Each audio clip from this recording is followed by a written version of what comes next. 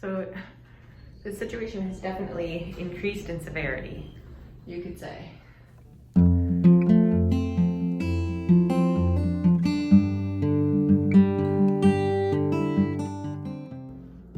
morning, guys. I haven't filmed in well, I did a couple of clips, but I haven't really done a video. And my toast is ready. To be honest, it's just been a really tough couple of days for me. Things have changed in the hospital. The floor that I'm on has become a floor that they're using to rule out cases of COVID. So basically half of the floor is now patients that may or may not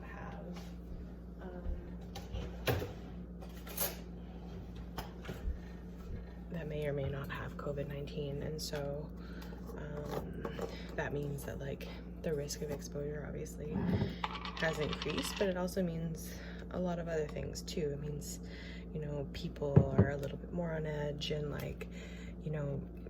as a new nurse, access to people that are able to help you is a little bit more limited because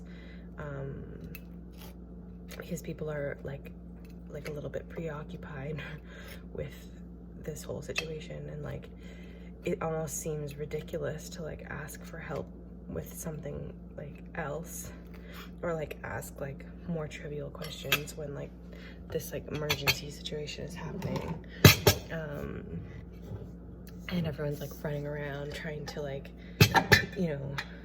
figure things out in a situation that's really novel and that no one's ever seen before. And so the educators and the people that normally would provide me with support are a little bit more occupied, and I am finding that hard. And I've also had a bit of a heavy patient load because they moved all of the patients from the side where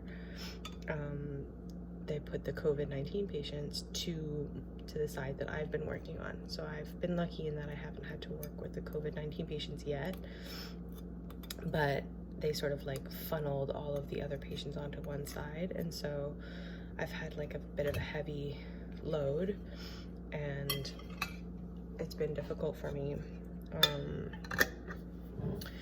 to deal with because I've found that my patients have been heavy patients, and it's been a lot of patients, a lot of heavy patients, and not that much support. So it's just the sort of grand trio of bad things. A lot of it is about perspective. I try to at the end of the day be even though I finished an hour late, I'm still really proud of myself. I took care of 6 people. Everybody's okay. I did a lot of things for my patients, and made sure that they were well cared for, and did a lot of important interventions. And I just have to focus on those things, because if I focus on the fact that I got overwhelmed during the day, and that I ended up being really slow and finishing really late, then I feel really upset and I feel defeated, So I can't really think like that right now, because it's really exceptional circumstances. It's pretty normal,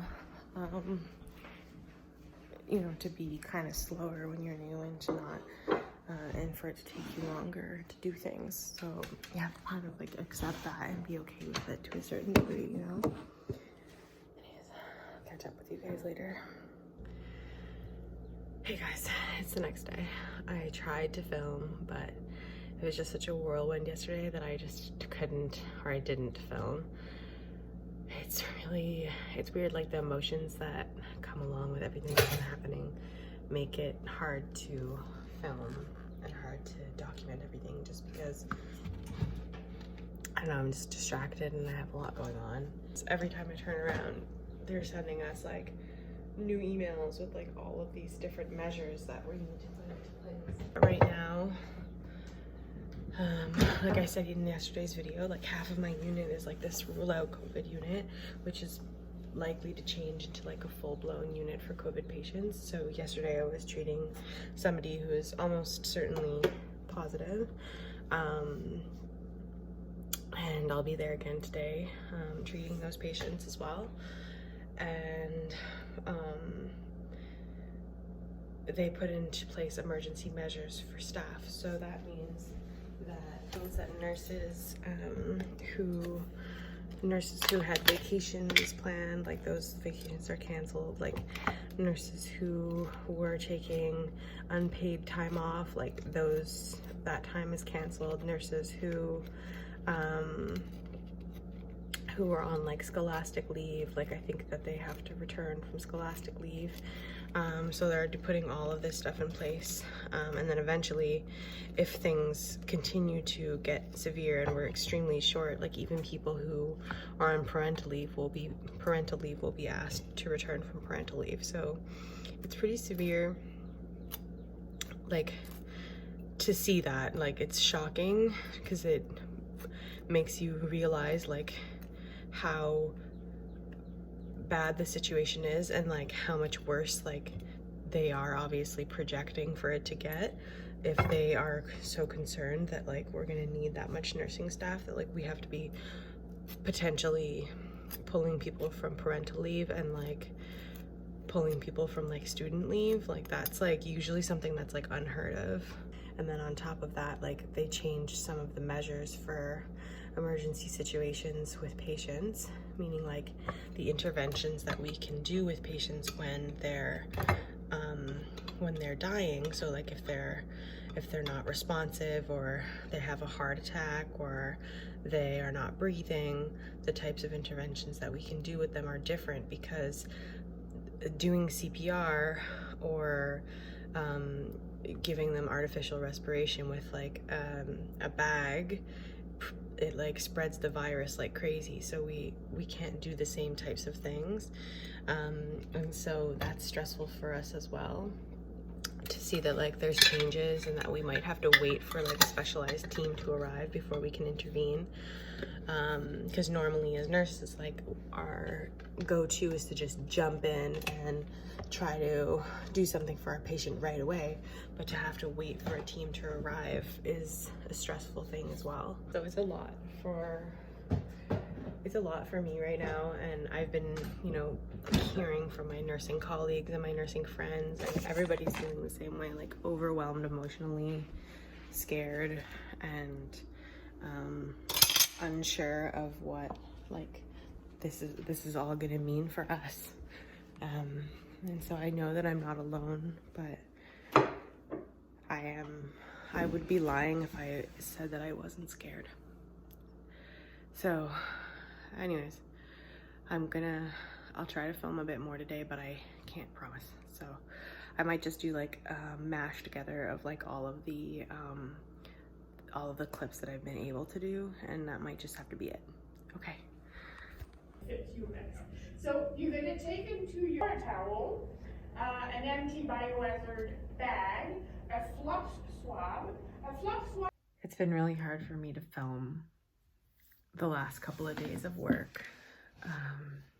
It's been honestly really emotional for me and really just like draining.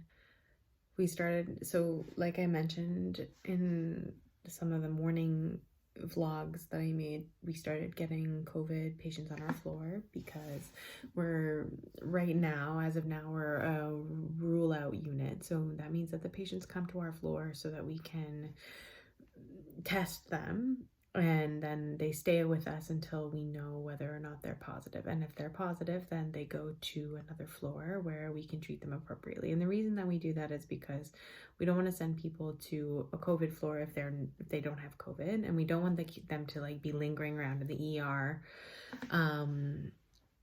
if they are positive, because there are other people in the ER that are there for unrelated issues that have no symptoms, that we are not even concerned that they have COVID. So we prefer to put those patients somewhere quickly and not have them lingering around if we can avoid that. So that's kind of the purpose of having that sort of rule out COVID unit. And that's what my unit is. Although there's quite a lot of speculation that we will soon be just a COVID unit where we look after COVID patients as there's more, as the numbers climb and we need more space for, just COVID patients in general, that's what we'll become. One of the big concerns about caring for COVID patients is really the fear of transmission on surfaces. And so when we get ready and we go into the rooms, we have to be really careful about everything that goes into the room and anything that comes out, and how we kind of like disinfect it. So we disinfect everything. Then the nurse who's in the room disinfects everything, and then the nurse who receives it on the outside of the room, like your buddy, disinfects everything a second time, top to bottom. If there's anything that has to come out of the room, it's going to be disinfected from top to bottom twice, once inside and once outside of the room. When you get dressed to go inside the room, you put on, like, you do your hand hygiene, and then you put on your mask, and you put on your face shield, and you put on your gown first, and then you put on your mask and your face shield, and then you put on your gloves, and the nurse who's with you checks everything to make sure that everything is fitting properly and that nothing is improper. And then you enter the room like that, and then on the way out, the nurse who's your buddy watches you so that you're taking things off properly and you're not making any mistakes to help reduce the risk of contamination. So one of the things that I've been finding hard is that, like, within all of this, they have been, like, every day, like, and it seems like every hour, like, things keep changing, and they change in terms of, like, the personal protective equipment that's needed, how frequently we are supposed to be changing that equipment, and then also like the precautions that we're going to be taking, and then also like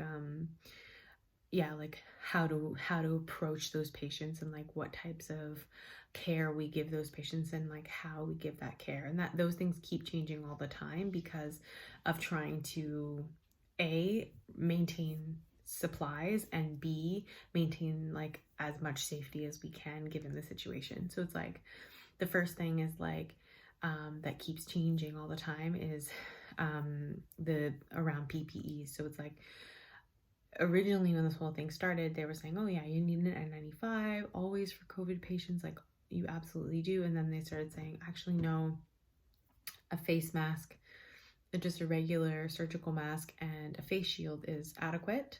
You don't need an N95, that's not necessary. And then they were saying, as soon as you come out of the room, you have to throw away your face shield and your mask. And now they're saying, well, actually, you should throw away your mask, but you can keep your face shield, and just wash it and keep it in a bag because you're going to need to reuse it because we don't have enough for everyone to be throwing them away. So as long as you wash it, it's not ideal, but keep it. And now I've heard people talking about the potential of needing to keep our face masks as well because we're running so low on face masks that it's possible that we'll need to keep those too. So there's a lot of anxiety around supply shortages and like, are we going to have enough gowns? Are we going to have enough masks? Are we going to have enough face shields to protect ourselves properly with these patients? And then the other thing is that sort of ties into that is like proper care. You're used to being able to just run in and you take that for granted, being able to do that. Feel like you can't provide the care that you want to provide and to be afraid that things are going to happen to these patients when you're not able to run in and you have to kind of do a lot of stuff from the door and trying to like coax them back to bed because you don't want to expose yourself repeatedly when you shouldn't be. You have to kind of reserve when you go in for the most key times, when they need an IV medication and when they need their other medications and when they need their meal. Then you try to do all that stuff at the same time, but you try not to go in for every little thing because some people need you a lot. So it definitely creates a lot of anxiety. And then there's additional pressure around the fact that like doing life-saving techniques like CPR and bagging a patient for code blue is one of the most dangerous things that you can do. And so because of that, dangerous in that it aerosolizes the virus. It just spreads it all around the room. And they learned that during the SARS epidemic, that a lot of people became infected because of that. And so because of that knowledge that was learned during the SARS epidemic, we now have different protocols during this whole COVID situation, that we must wait for a specialized team to come. And for a nurse, like, you would normally jump in and start CPR and start bagging your patient right away. But they don't want us to do that now, because if we do that, we're aerosolizing the virus all over the room. And when everyone arrives, not only are we exposing ourselves, but we're exposing everybody who was on the team who arrives. So just the knowledge that you can't do that for your patient is disturbing and upsetting. And so yeah, there's a lot of aspects to this that are stressful for a new nurse, for nurses, period. But for a new nurse like myself, like, I'm just coming into nursing, I'm just getting the hang, kind of just getting the hang of what nursing is in the first place. And now all of a sudden, like, everything is changing, and all this stuff, and like every single day there's new things happening, and I'm just trying to keep up with it. I know that this isn't the most positive thing ever, and I do try to stay positive.